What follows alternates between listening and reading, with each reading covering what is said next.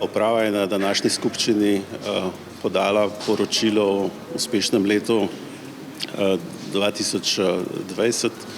Predstavljeni so bili rezultati in predlog na osnovi predstavljenih rezultatov je bil predlagan tudi delitev bilančnega dobička.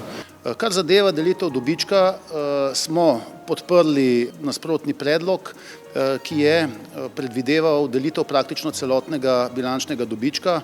Dobrih 16 milijonov evrov bo tako razdeljenih za dividende delničarjem, 21 evrov na delnico. Delničarjev je v družbi preko 2050, pri čemer je večina manjšinskih delničarjev. Zgolj trije so delničarji večji, ki imajo večji delež od 5%, pri tem sta dve družbi v lasti države, torej Republike Slovenije, DUTB, Družba za upravljanje terjatev bank in pa Slovenski državni holding, poleg tega pa kot največji delničar Modra zavarovalnica.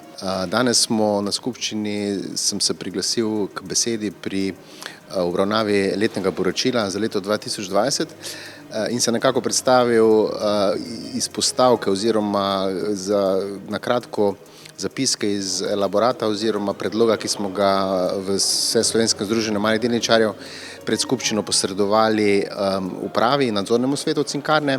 Izpostavili smo premajhno ambicioznost Cinkarne razvojno ambicioznost Cinkarne v zadnjih letih in smo predvsem v smislu povečanja investicij in povečanja razvojnega dela Cinkarne.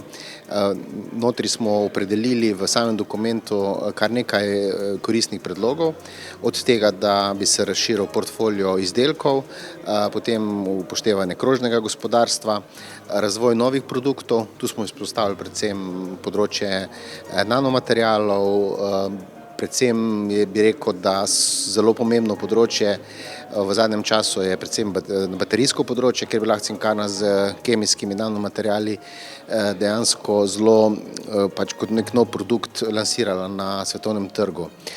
Poleg tega smo izpostavili tudi možnost ustanovitve pospeševalnika v okviru dejavnosti Cinkarne, potem spin-off podjetij, ki bi se ukvarjala z razvojem in tako dalje. V smislu oziroma z namenom, da se ta odpornost poslovna Cinkarne in poslovanje, promet bistveno poveča v naslednjih 5 do 10 letih in seveda tudi posledično potem tudi večje koristi za vse deležnike, tako zaposlene kot poslovodstvo in seveda nas delničarje in zainteresirano javnost, kot seveda tudi okolja. Tako da ne bomo govorili v nadaljnjem obdobju o dividendi 15-20 evrov, ampak nekje okrog 30 do 40 evrov, predvsem na to močno, bi rekel, finančno stabilnost podjetja in pa glede na to, da ima Cinkarna med 30 in 40 milijonov evrov EBITDA vsako leto, mislim, da so te številke, ki smo jih navedli in vse te ambicije zlahka dosegljive.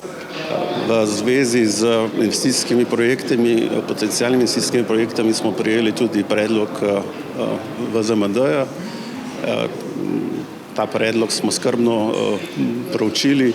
Zaenkrat več komentarja na to ne morem dati, lahko pa povem, da nekatere izmed predlaganih idej že v podjetju nekaj časa preučujemo in kolikor se bomo za nekaj odločili, bomo to ustrezen način sporočili delničarji v obliki, bom rekel, spremenjenega srednjeročnega načrta.